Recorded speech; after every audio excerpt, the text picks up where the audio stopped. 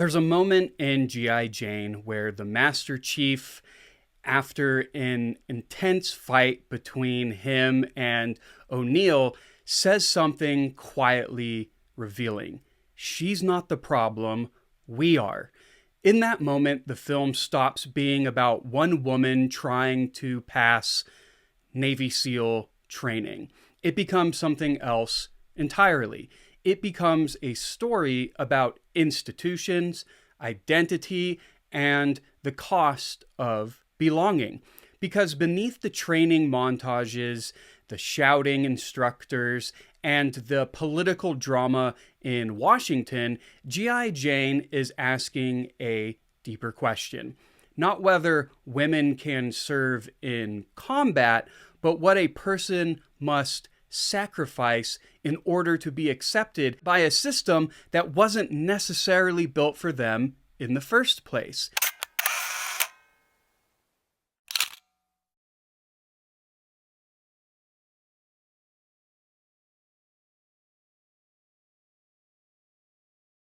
At the beginning of the film, Jordan O'Neill isn't introduced as a soldier trying to prove herself. She's introduced as an analyst.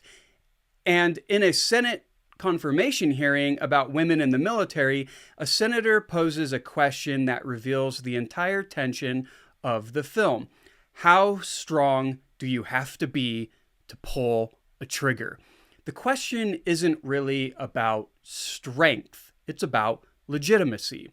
And legitimacy in the world of this film isn't something granted by policy necessarily. It's something earned through suffering. O'Neill is selected as the test case for integrating women into Navy special warfare training. But almost immediately, we see the contradiction. She's supposed to be integrated, but she's also isolated. She receives separate quarters, a separate bathroom, special treatment that undermines the very equality the program claims to test. From the beginning, the system cannot decide what equality actually means. Does equality mean being treated the same, or does equality mean accommodating differences? When she arrives at the training facility in Florida, she steps into a world governed by rituals that have been built over decades of masculine military culture. Cadence chants echo through the base. Operators run in formation. Training begins immediately. There is no ceremony of welcome, only pressure. Because the purpose of the program is not simply to train candidates. The purpose is to make people quit. This is the philosophy behind the bell. Throughout training, candidates who can no longer endure the punishment walk up to the bell and ring it. The sound echoes across the training grounds. And with that single act, their attempt to belong ends. The bell represents more than failure. It represents voluntary exile from the brotherhood. Training in G.I. Jane follows a familiar pattern found across many military institutions. Pain becomes proof. Endurance becomes legitimacy.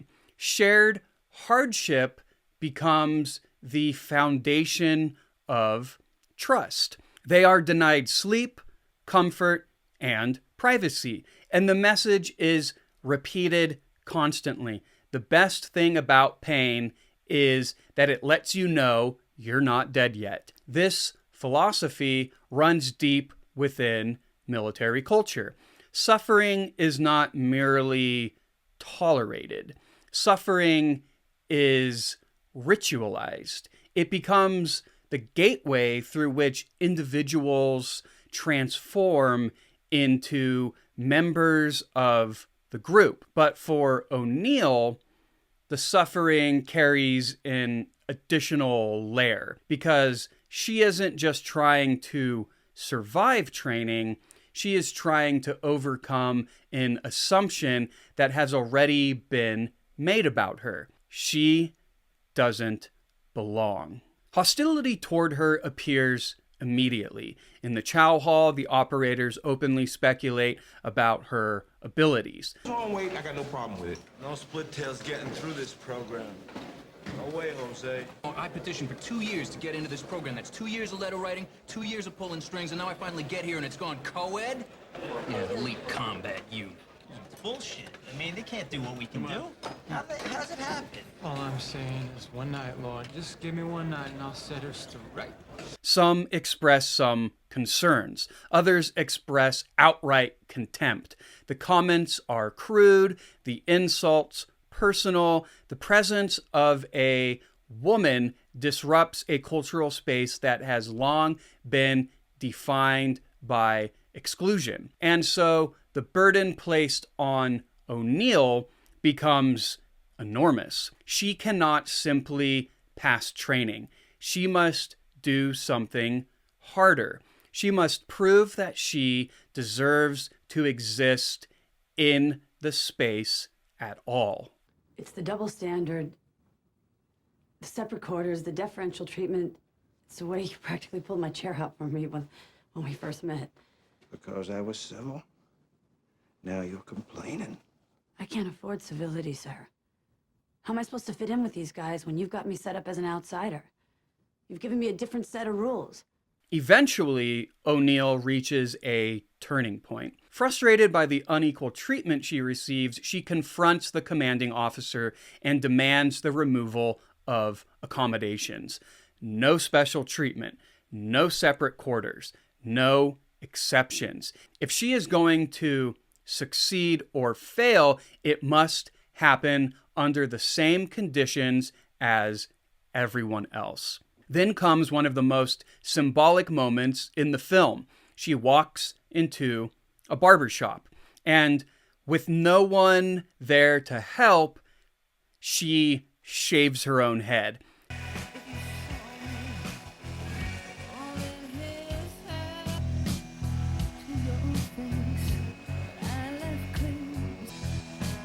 The gesture is powerful, but also complicated, because the symbolism cuts both ways. On one level, the shaved head may represent determination, a willingness to sacrifice personal identity for the mission.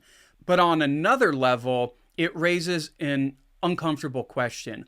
Why must she remove visible markers of perceived femininity in order to be accepted? The film never explicitly answers this, but it quietly suggests something troubling. That equality in this environment is achieved not by expanding the culture necessarily, but by assimilating into it. What the hell do you think you are coming in here? No, you can't stay here. You can't sleep here right next to me. Theo says I can't. No. Come here. Cortez, come here. God dang it. Look at girlfriend bring all her stuff in here like she thinks she gonna...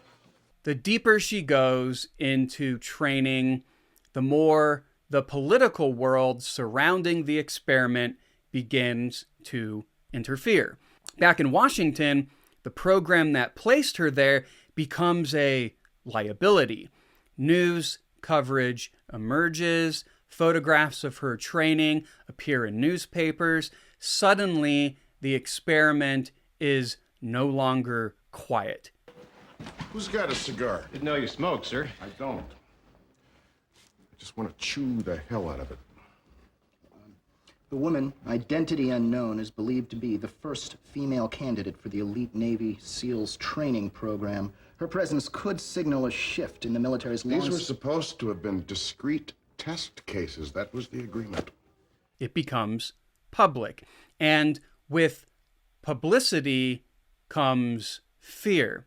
Fear that she might fail, but also fear that she might succeed.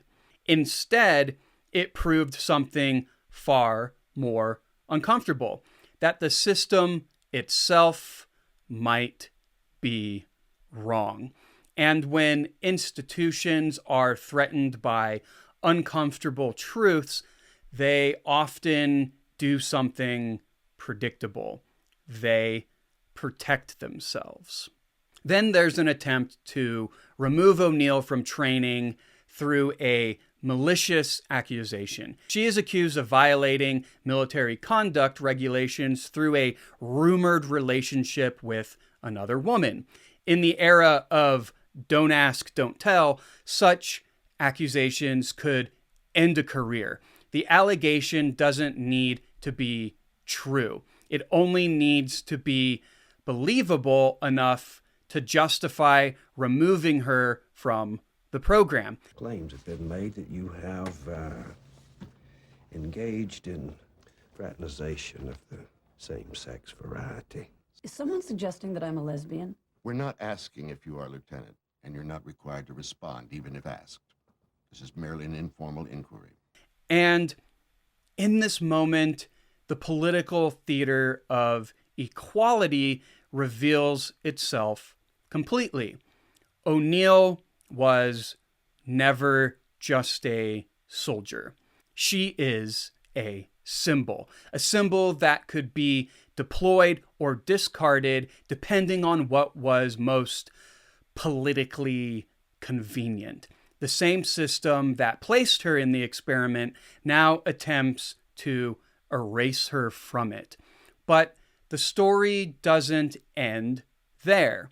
O'Neill returns to Washington and confronts the senator responsible. And why the fuck did you start me on all this in the first place? Truthfully, I never expected you to do so damn well. I thought you'd ring out in 2 weeks. Bing, bang, it's over. And we're popular. I wonder what Secretary Hayes would think about this. If he was to know how you dealt me away. For bases.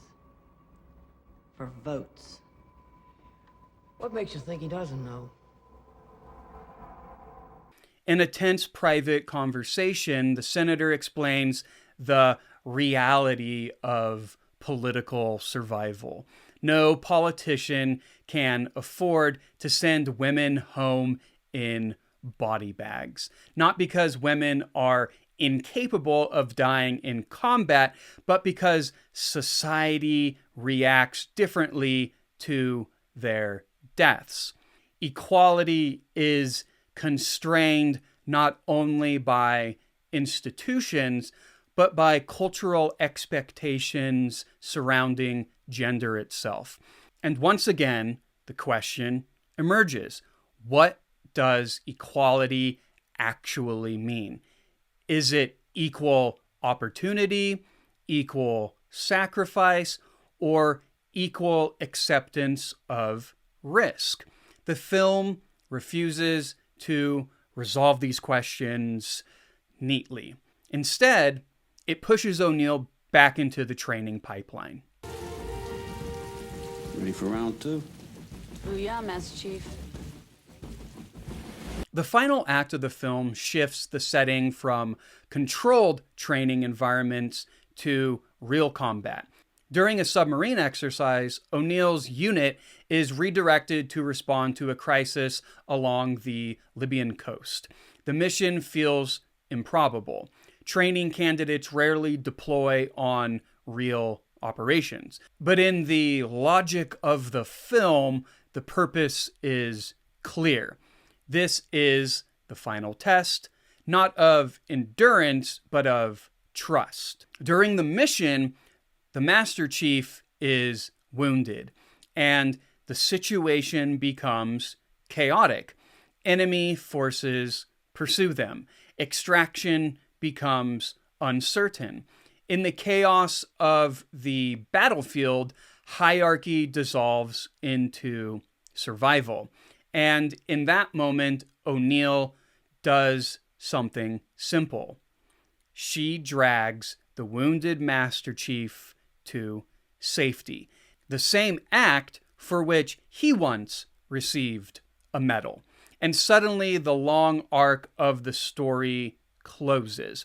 Because legitimacy in this world isn't granted by policy or politics. It is granted by shared risk, shared danger, shared survival. When O'Neill carries him out of the firefight, the final barrier breaks.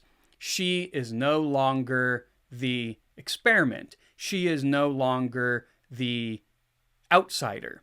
She is simply another member of the team. At the end of the film, after the award ceremony, the Master Chief hands O'Neill his own medal, a gesture that carries symbolic weight. Not because the medal itself matters necessarily, but because of what it represents. Recognition, respect, and acceptance. The warrior culture that once rejected her now acknowledges her place within it. But the victory remains complicated because the path to belonging required extraordinary sacrifice, physical suffering, psychological pressure, political manipulation, and the constant demand to prove legitimacy in a system that assumed her failure. There's out of line in there. It ain't gonna happen again. Yeah, well, maybe not with you, with these guys, with me. She's not the problem.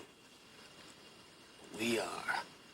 G.I. Jane ultimately leaves us with an unsettling realization. Institutions rarely change quickly. Instead, individuals are forced to endure extraordinary trials in order to challenge those institutions from within. Jordan O'Neill succeeds not because the system becomes more fair, but because she survives it. And that raises one of the most important questions of all. Should equality require this much suffering? Or should the systems themselves evolve so that belonging does not have to be earned through so much pain? The film never answers this question directly, but in the quiet moment after the ceremony, when the chaos has ended and the medals have been handed out, the message lingers. Change rarely comes easily. Traditions resist, institutions defend themselves, but sometimes the people who challenge them force a new possibility into existence. And in that moment, the bell remains silent because the person who was expected to quit never rang it.